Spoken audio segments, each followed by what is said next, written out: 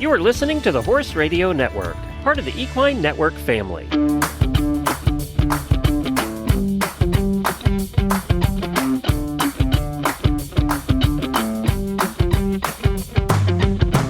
Welcome to this episode of the Business of Practice podcast, where we focus on the business and human sides of equine veterinary medicine. In this episode, we're going to talk with Dr. Jeff Blea about the dangers of medical records that don't measure up to state regulations. I'm your host, Dr. Amy Grice, business consultant and former equine practice owner. The Business of Practice podcast is brought to you in 2025 by CareCredit. Dr. Jeff Blea was a racetrack practitioner and partner in Von Blea, Hunken Incorporated, a 5-veterinarian thoroughbred practice in Southern California. He served on the AAEP Board of Directors from 2003 to 2005, and as the 2014 AAEP President. His AAEP service also included many committee and task force assignments, as well as being an on-call spokesperson. In addition, he served on the Grayson Jockey Club Research Committee, the UC Davis Intramural Grant Research Committee, and on the boards of the Southern California Equine Foundation, the Racing Medication and Testing Consortium, the Equine Health and Safety Advisory Board, the Dolly Green Research Foundation, and California Retirement Management Account. Currently, Dr. Blea is the Equine Medical Director of the California Horse Racing Board. Welcome, Dr. Blea. Thank you, Dr. Grice. Thank you for having me today. Veterinary medical record regulations dictate how patient information must be documented, stored, and released. These regulations are state-specific, and they aim to ensure patient confidentiality, proper patient care, and legal compliance. Key aspects in most of the state's regulations include the content of the records, retention periods, confidentiality, and disclosure requirements. Back last year in Orlando, at last year's AAEP convention, you presented in a chilling session on medical records. So many equine veterinarians are probably unaware of the importance of knowing their state regulations on medical records. What are the risks of winging it? Well, that's a great question, Dr. Grice. The risks of winging medical records are multi-pronged. You have to deal with complaints that have been filed with your veterinary state board. You also have to deal with lawsuits and malpractice lawsuits as well. In fact, according to the AVMA, the most common complaint filed by clients concerns alleged improper charges. And when a client gets a big bill or wants to refute a bill, or they believe the charges are improper, it's not uncommon for them to file a complaint with either your state board or to file a lawsuit or a malpractice lawsuit. Once they file a complaint with the state medical boards or state veterinary boards, inadequate record keeping is most often the leading cause of administrative violations. And what people don't realize is once a complaint is filed with the veterinary medical board, then that complaint can easily be filed anonymously, and you'll never know who filed that complaint. That complaint allows the state board investigators to look at your medical records. And those records are basically a doorway from which administrative agencies like state veterinary boards can find any number of multiple violations depending on your practice act. Things like improper VCPR, failure to document treatments, diagnosis, administrations, location, body weight, trainer-directed treatments, which is often common in equine practice. And what people don't realize when a complaint is filed with the veterinary medical board, their investigations are not limited to the complaint that was filed by the individual. In other words, it's an open book into any and all of your records. So that encompasses a lot of information that can put the veterinarian at at risk, quite frankly. When you're looking at lawsuits and malpractice claims, the legal presumption of records is based on four things, which are facts, accuracy of records, completeness of records, and the exhibit, or what that record basically exhibits. So there's a legal presumption, and then there's an administrative presumption. And, the last thing that most equine practitioners who are very, very busy, they want to think of at the end of the day is, sitting down and doing your medical records at the end of the day, because they can be voluminous and exhausting and easy to make mistakes. The Business of Practice podcast is brought to you by CareCredit. CareCredit keeps equine veterinarians at the heart of care by providing horse owners with simple, budget-friendly financing options. By helping to bridge the gap between cost and care, CareCredit supports healthy financial relationships between veterinarians and their clients. Clients have a flexible way to pay over time for all types of care, and practices get paid in 2 business days. It's a payment experience everyone can feel good about.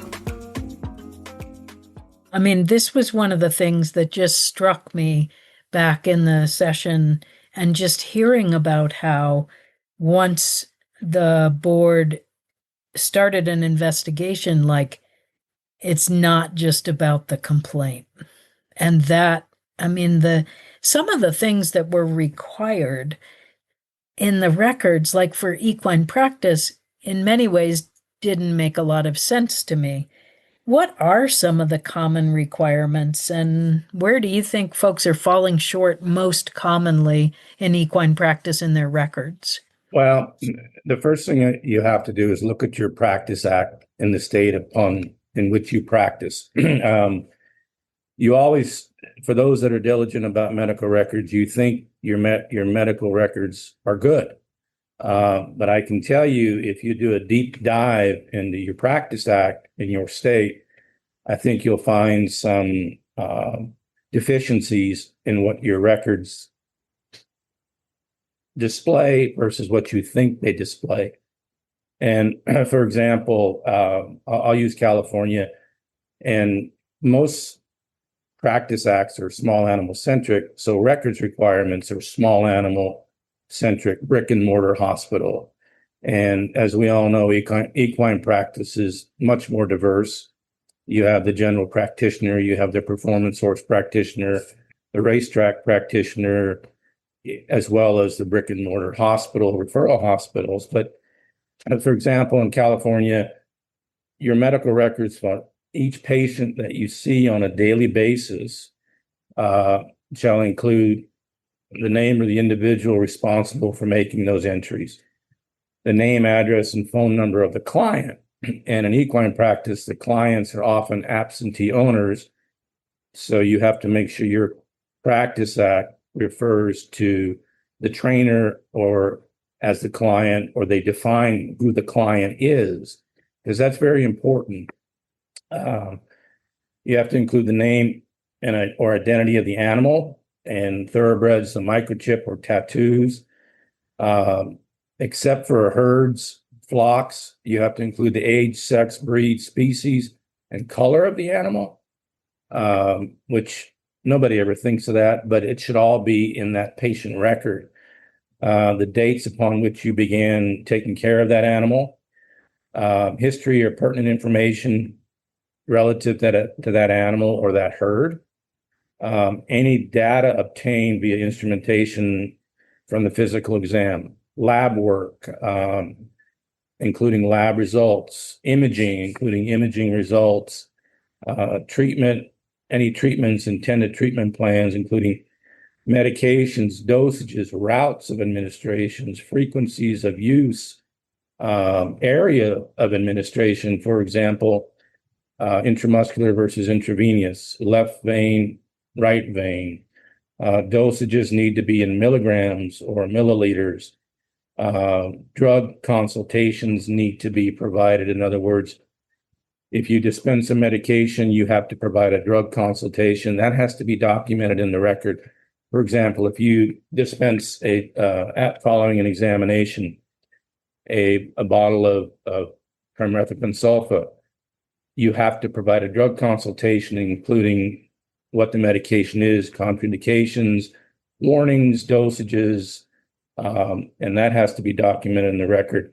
Same thing if you're using compounded medications, you have to provide in the record, if you dispensed or administered, that you used a compounded medication that was conveyed to the client. They understood the risks associated with compounded medications. Any surgeries, any anesthesias, any anesthetic records, diagnosis and assessment of the patient prior to any treatment or procedure must be documented every time you administer or dispense a medication. It must be based on an examination with your findings and a documentation of that patient. That all needs to be in the record.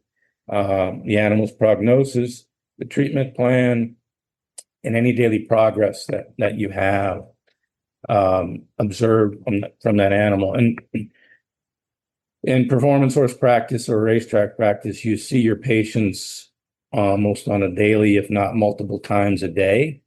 So you can see, based on those requirements, the insurmountable tasks that's required by your State Practice Act.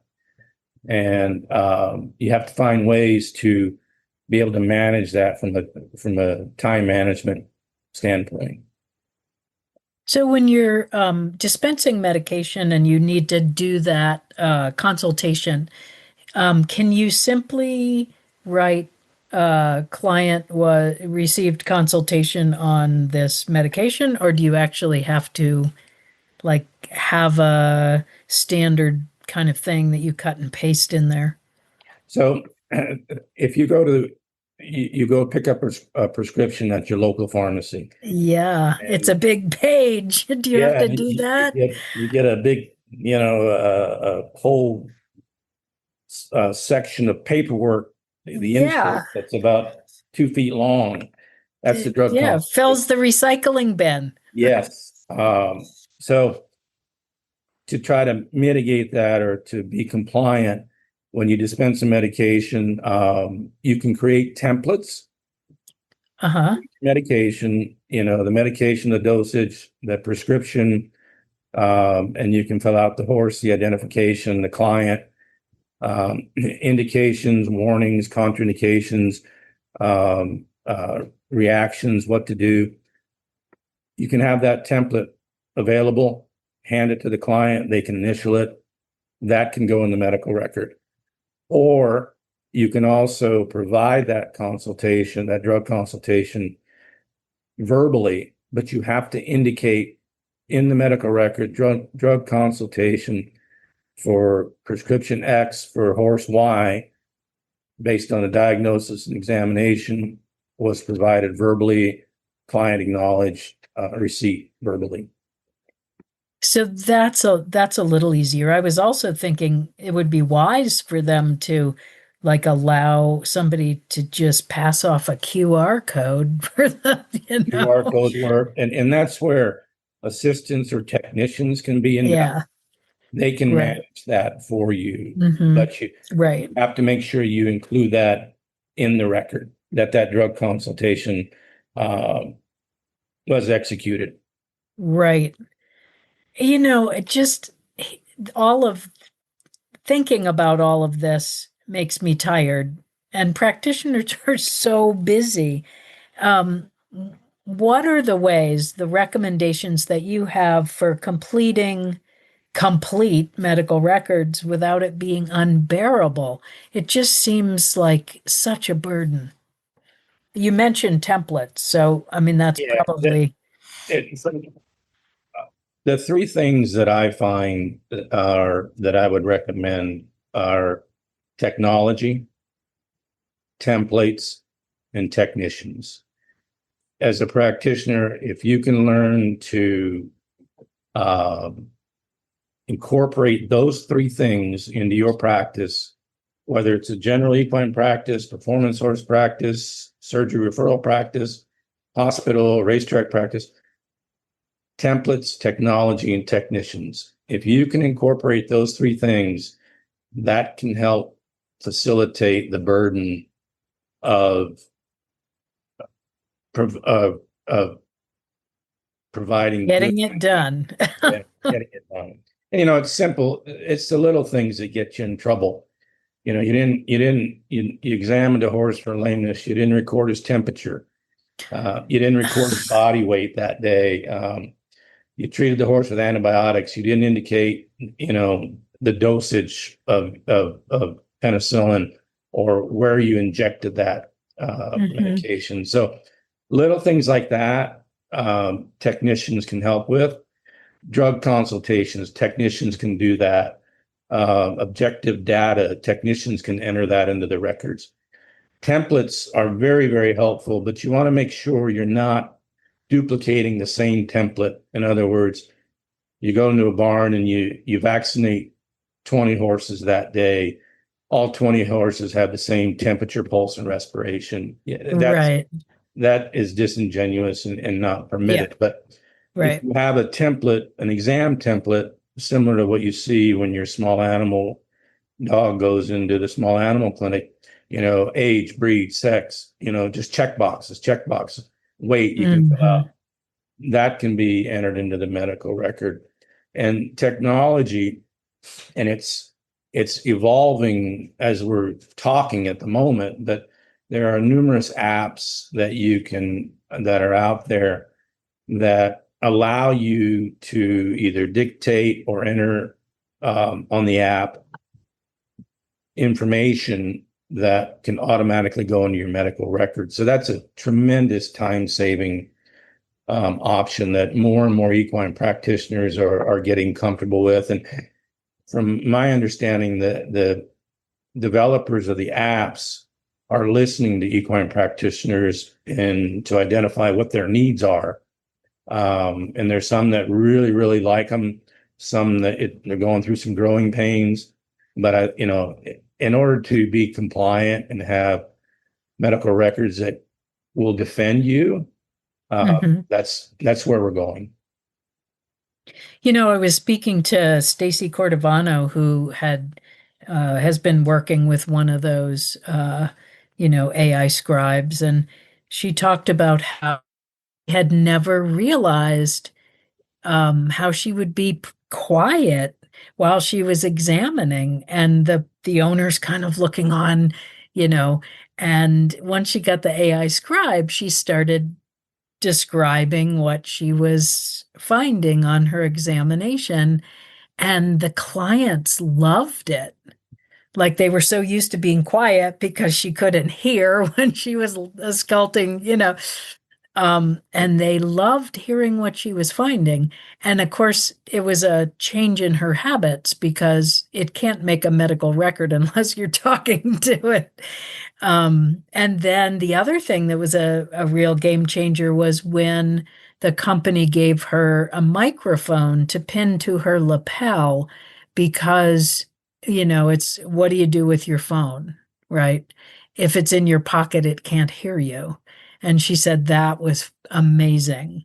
Yeah. So that her phone could stay in her pocket. So it's just getting better and better, I think. And as you say, I love the 3 T's. There's some added benefits to some of this AI technology and the apps. Is one, it improves your record keeping, but two,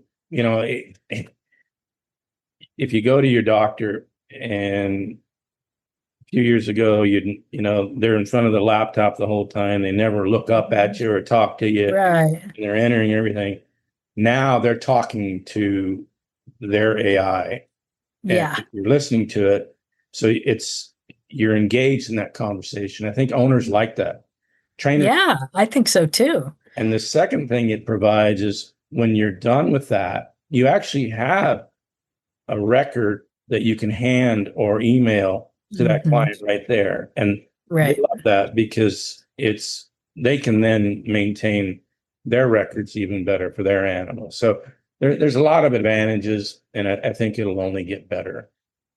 I do too. I think it's a really good development of a technology for sure.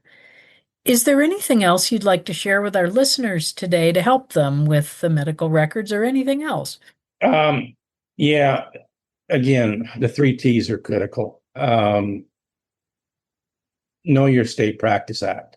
One thing people don't realize is the veterinary medical boards are there to protect the public. Your VMAs are there to protect the veterinarian and help the veterinarian. So when you're dealing with an administrative agency like the Veterinary Medical Board, they're looking out for the public. So you want to have your records legible, accurate, complete, timely. Most records states require contemporaneous Contemporaneous. record Yeah. keeping within 24 hours. So that's all important, but never change a record. You can appendix a record, you can amend a record, but make sure it's all very well documented. But the two most important things are document, because when you're being investigated for a veterinary medical board complaint or in a malpractice lawsuit, if it's not documented, it didn't happen. If you have text message exchange, communications, emails, phone calls with a client, document all that into the record to protect yourself, because that evidence will come up in a hearing. And if you can defend that via documentation, that'll help you. So any communications, never promise an outcome. Consent is critically important for procedures. There are templates you can create for consent, whether it's